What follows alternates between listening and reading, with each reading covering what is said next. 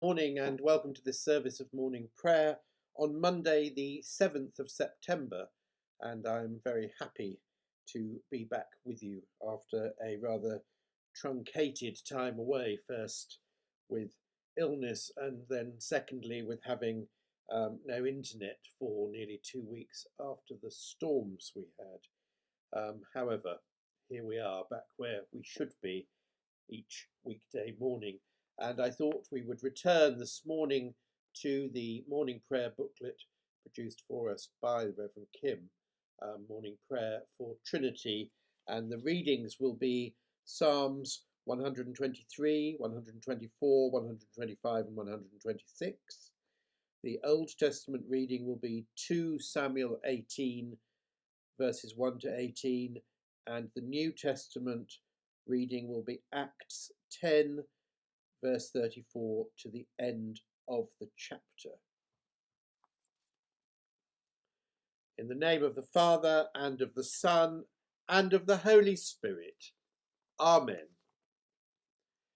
Holy, holy, holy, Lord God Almighty, living and reigning in the unity of perfect love, draw us so to know you, to love and follow you, that in you we may find the fullness of life which knows no beginning nor end, in Father, Son, and Holy Spirit. Blessed be God for ever.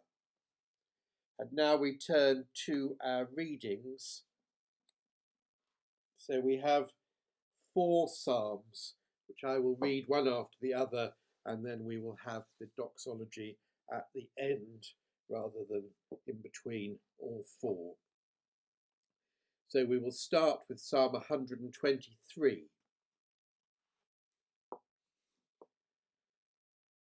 To you I lift up my eyes, O you who are enthroned in the heavens. As the eyes of servants look to the hand of their master, as the eyes of a maid to the hand of her mistress, so our eyes look to the Lord our God, until he has mercy upon us. Have mercy upon us, O Lord, have mercy upon us. For we have more than enough of contempt. Our soul has had more than its fill of the scorn of those who are at ease, of the contempt of the proud. Psalm 124.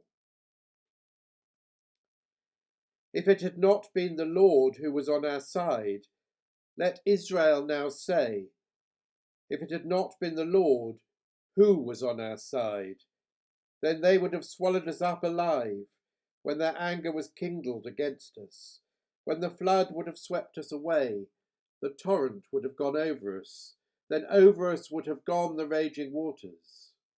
Blessed be the Lord, who has not given us as prey to their teeth. We have escaped like a bird from the snare of the fowlers. The snare is broken, and we have escaped. Our help is in the name of the Lord, who made heaven and earth. And Psalm 125. Those who trust in the Lord are like Mount Zion, which cannot be moved, but abides forever. As the mountains surround Jerusalem, so the Lord surrounds his people, from this time on and forevermore. For the sceptre of wickedness shall not rest on the land allotted to the righteous, so that the righteous might not stretch out their hands to do wrong. Do good, O Lord, to those who are good, and to those who are upright in their hearts.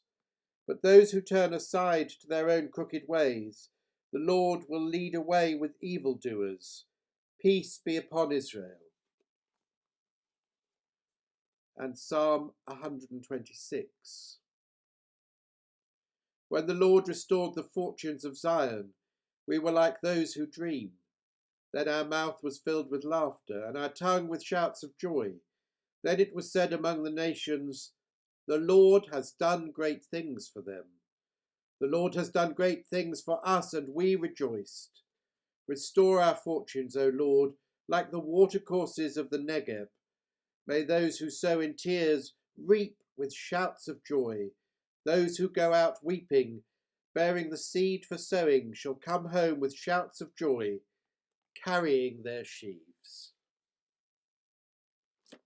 Glory to the Father, and to the Son, and to the Holy Spirit, as it was in the beginning, is now, and shall be for ever. Amen. And so we turn to our Bible readings, starting today with the Old Testament reading, which comes from the second book of Samuel, starting at the beginning of the 18th chapter, the death and defeat of Absalom. Then David mustered the men who were with him, and set over them commanders of thousands and commanders of hundreds. And David divided the army into 3 groups, 1/3 under the command of Joab, 1/3 under the command of Abishai, son of Zeruiah, and Joab's brother, and 1/3 under the command of Ittai the Gittite. The king said to the men, I myself will also go out with you. But the men said, You shall not go out, for if we flee, they will not care about us. If half of us die, they will not care about us. But you are worth 10,000 of us. Therefore it is better that you send us help from the city. The king said to them, Whatever seems best to you I will do. So the king stood at the side of the gate while all the army marched out by hundreds and by thousands.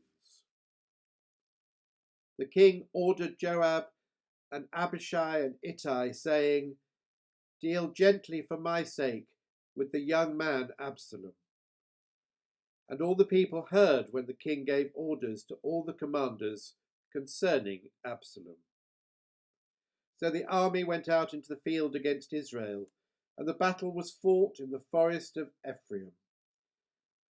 The men of Israel were defeated there by the servants of David, and slaughter there was great on that day, 20,000 men.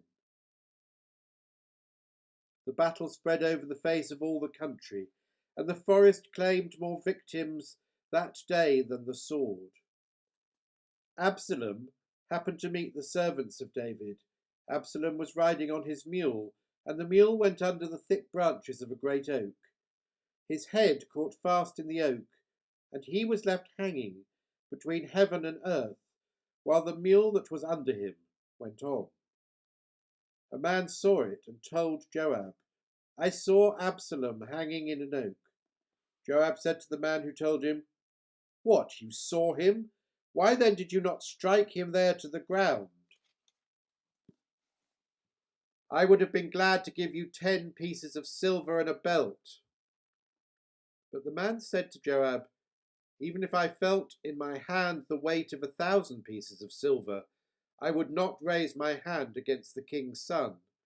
For in our hearing the king commanded you and Abishai and Ittai, saying, For my sake, protect the young man Absalom.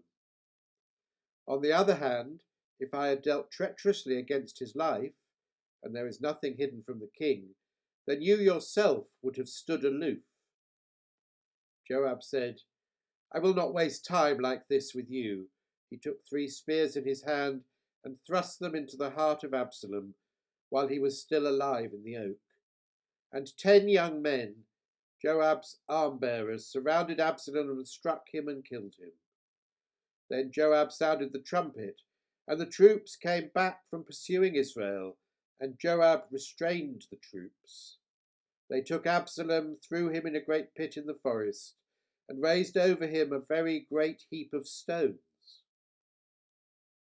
Meanwhile, all the Israelites fled to their homes. Now Absalom in his lifetime had taken and set up for himself a pillar that is in the king's valley, for he said, I have no son to keep my name in remembrance. He called the pillar by his own name. It is called Absalom's monument to this day. Hear what the Spirit is saying to the church. Thanks be to God. And so we turn now to our New Testament reading, which today comes from the Acts of the Apostles, chapter 10, starting at the 34th verse.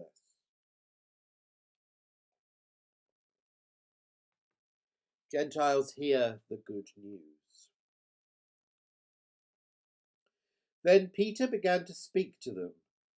I truly understand that God shows no partiality, but in every nation, anyone who fears him and does what is right is acceptable to him. You know the message he sent to the people of Israel, preaching peace by Jesus Christ. He is Lord of all.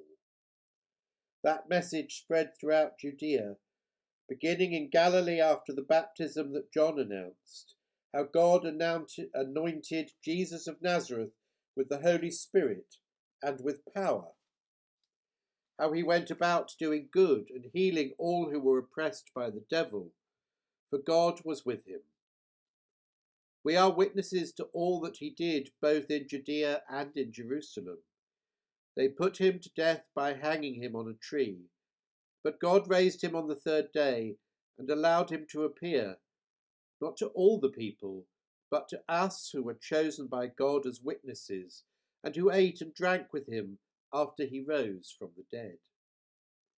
He commanded us to preach to the people and to testify that he is the one ordained by God as judge of the living and the dead.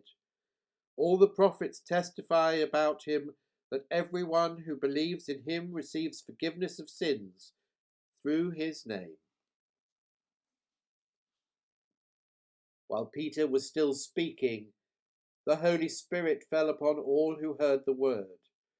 The circumcised believers who had come with Peter were astounded that the gift of the Holy Spirit had been poured out even on the Gentiles, for they heard them speaking in tongues and extolling God. Then Peter said, "Can anyone withhold the water of baptizing these people who have received the Holy Spirit just as we have?" So he ordered them to be baptized in the name of Jesus Christ. Then they invited him to stay for several days.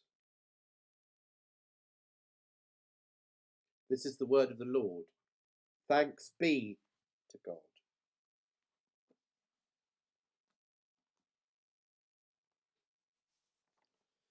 And so we turn now to our reading sheets for the canticle, the Song of the Three. Bless the Lord, the God of our forebears. Sing his praise and exalt him forever. Bless his holy and glorious name.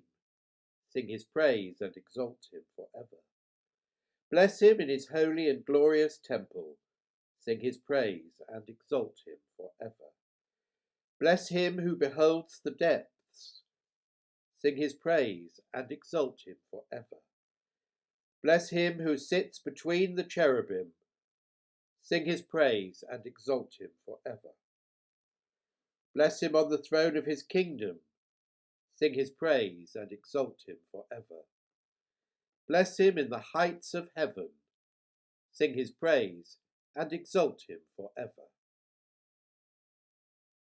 Bless the Father, Son, and Holy Spirit. Sing his praise and exalt him forever. And we come now to our prayers for today, which today are taken from the Church in Wales Daily Prayer.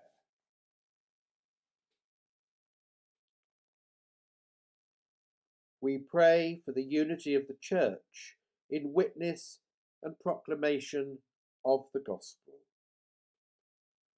We pray for peace and stability of all peoples and for the leaders of the nations.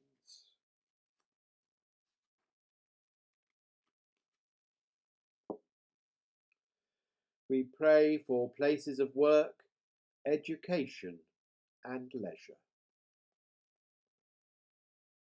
We pray for a blessing on our homes, for our relations and friends, and all whom we love. We pray for the sick and suffering, and all who minister to their needs. let us commend ourselves and all for whom we pray to the mercy and protection of God. Amen. And so we draw together those prayers and the prayers of our hearts in the words of the Lord's Prayer. So let us pray with confidence as our Saviour has taught us. Our Father, who art in heaven, hallowed be thy name. Thy kingdom come, thy will be done on earth as it is in heaven. Give us this day our daily bread, and forgive us our trespasses, as we forgive those who trespass against us. And lead us not into temptation, but deliver us from evil.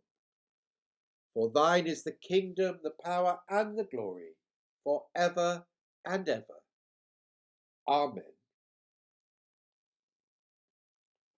And we turn now to the collect for today. And the collect for today is the collect for the 14th Sunday after Pentecost, Trinity 13.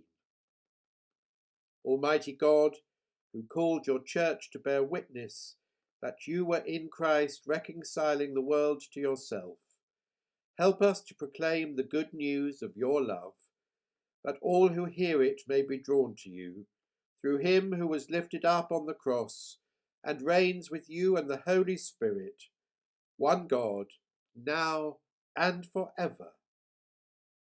Amen.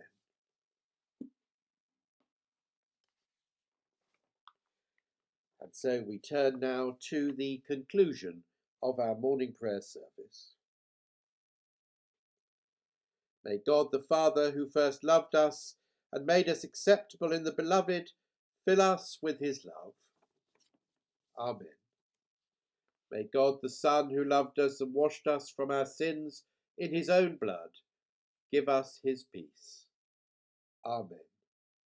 May God the Holy Spirit, who sheds the love of God abroad in our hearts, inspire us to offer him all love and all glory, for time and for eternity. Amen.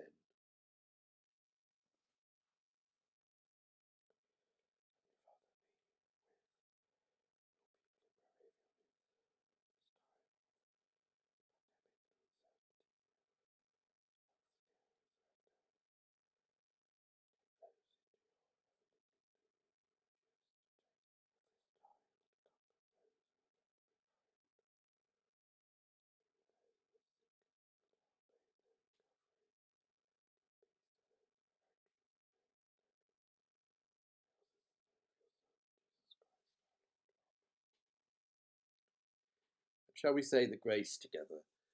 The grace of our Lord Jesus Christ, and the love of God, and the fellowship of the Holy Spirit, be with us all evermore. Amen. Take great care, and God bless.